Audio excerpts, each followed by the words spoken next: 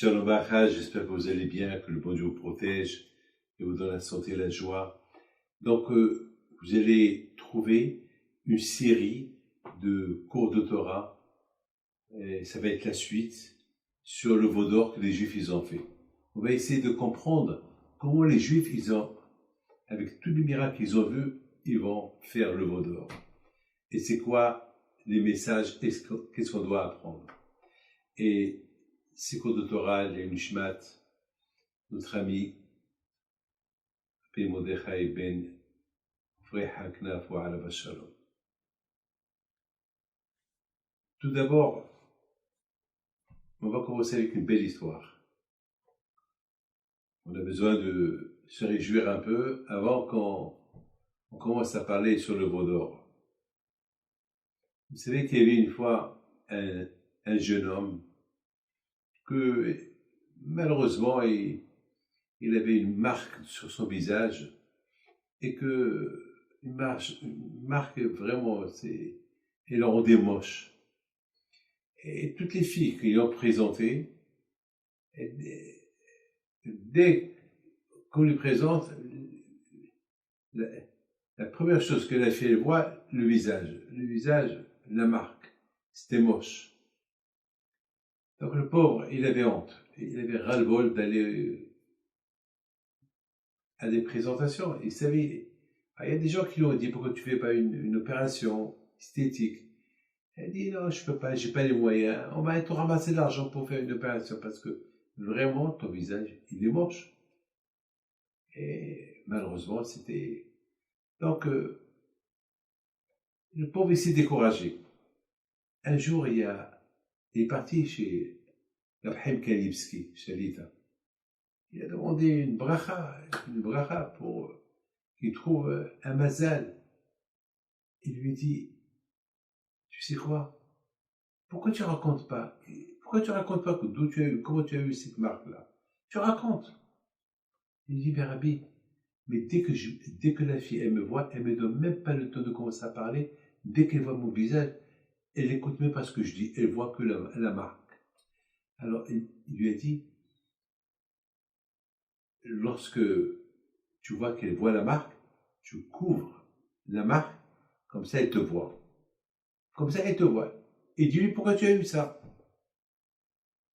Il dit, j'ai honte de lui dire. Il dit, c'est pas grave. Il ne peut pas honte. Il faut le dire. Bon. Donc, on lui a parlé d'une fille. Donc, cette fille, bien sûr, comme vous savez que lorsque le chatran, il fait la rencontre, jamais il parle de la marque. Parce que déjà,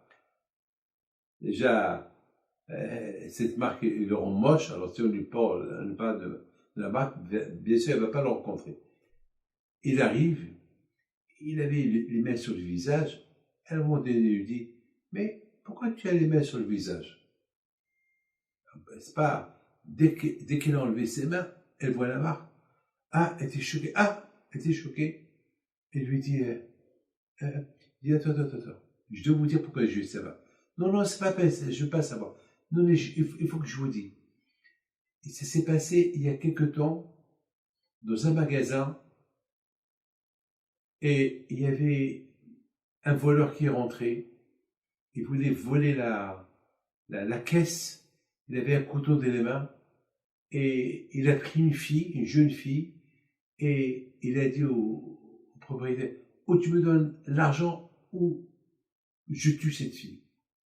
Alors là, il y a eu quelqu'un qui est venu, il s'est disputé avec lui, mais malgré tout, il a réussi à lui faire une marque sur le visage.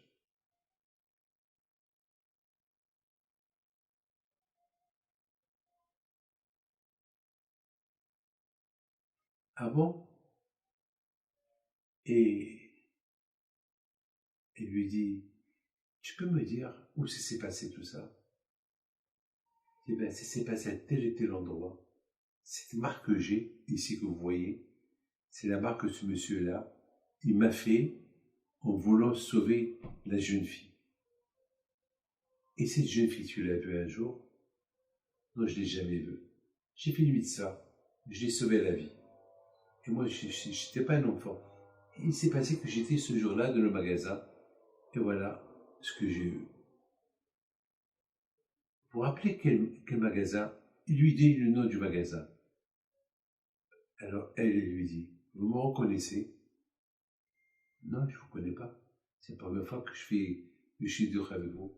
Il lui dit, eh ben, c'est moi la fille que le monsieur m'a pris, il voulait me tuer. C'est toi qui m'a sauvé la vie. Donc cette marque que tu as, c'est à cause de moi. Alors j'accepte, je ne veux même pas savoir qui est tué. Je me marie avec toi. C'est de la folie. C'est de la folie. Comment Akadosh Baruch Hu, il a fait qu'aucune fille ne voulait de lui, parce que ce mazel, c'était cette jeune fille à qui il a sauvé la vie. Et regardez, lorsqu'on écoute les rabbins, on réussit à la fin. Ce monsieur-là, il a eu Emunat Hachamim. Il a eu Emunat. Il a dit, Rabbi Kamiski lui a dit, tu racontes ton histoire, tu racontes. Jamais. Mais Ménacha même qu'il a raconté à personne, parce que même s'il l'aurait raconté à quelqu'un, ils ne vont pas faire cas de lui. Mais il l'a raconté au bon moment, au bon endroit, à celle qui était sous Mazal. C'est extraordinaire. C'est extraordinaire. Je vous dis, mes amis, vous dis une chose. Vous savez qu'il y a eu quelque temps, quelqu'un qui m'a appelé, m'a dit, Rabbi David, je dois vous dire que depuis un bon moment, je rêve qu'avec des tzadikim. Je lui dis, c'est bien, si tu rêves avec des tzadikim, ça veut dire que tu apprends, tu as la émouna. Il dit, mais justement, Rabbi David, est-ce que je mérite à rêver avec des tzadikim? Et puis je lui dis, bien sûr que tu mérites. Si tu rêves avec des tzadikim, ça prouve que eux aussi ils t'aiment, c'est bien.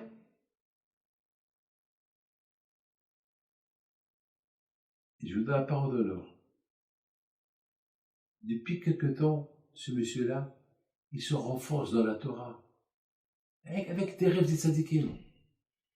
Je peux vous dire qu'aujourd'hui, il m'a dépassé. Il fait 1000 fois plus que moi. Comment il prie, comment il prie sa prière, il étudie le Hesed. Parce qu'il a commencé à lire des histoires de tzadikim, et le soir, il a commencé à rêver avec eux. Il s'est accroché avec eux. Cette semaine, ma fille, elle a rêvé qu'elle a invité le président Assad de la Syrie. Il a fait un grand repas. Elle a rêvé ça jeudi soir, cette semaine, jeudi soir. Et un très grand repas. Il y avait du monde, j'étais là-bas, il y avait beaucoup des rabbins. Et elle s'est réveillée. Je dis, papa, je ne comprends pas. Quel rapport avec le président Assad, la Syrie et les rabbins, et toi, papa, tu étais là. C'est quoi, quel rapport?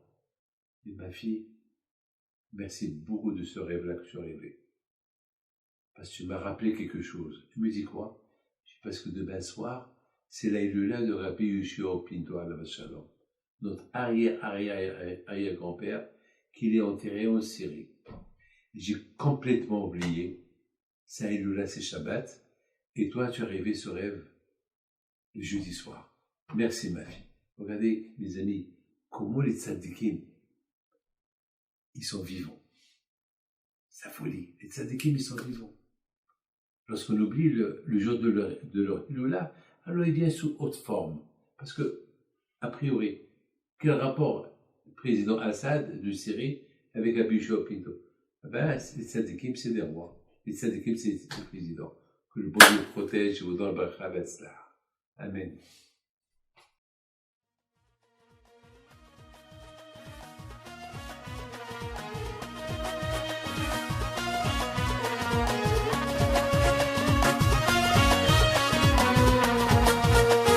نوضوا يا ناس غرتوا على ربيع حي بنتو وقف لنا زي خوتو يا وز خوت